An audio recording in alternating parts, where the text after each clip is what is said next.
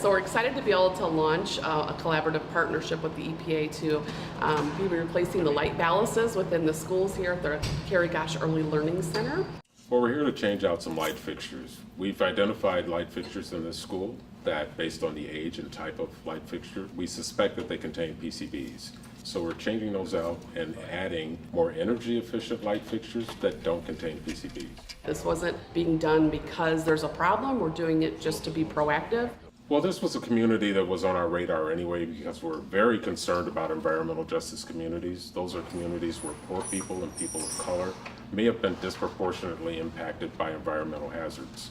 Well, we had a real opportunity here in settling an EPA enforcement action that we were able to provide the school with the funds to do this through our Supplemental Environmental Project policy.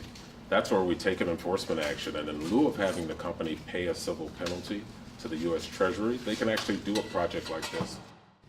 In settlement of that case, Heritage agreed in part to give funding to East Chicago schools in order to conduct fluorescent light bulb retrofits. Yeah, the new light fixtures that we're putting in will use these new electronic ballasts that use 41% less energy. That's going to translate to actually saving money on the utility bills for the school district.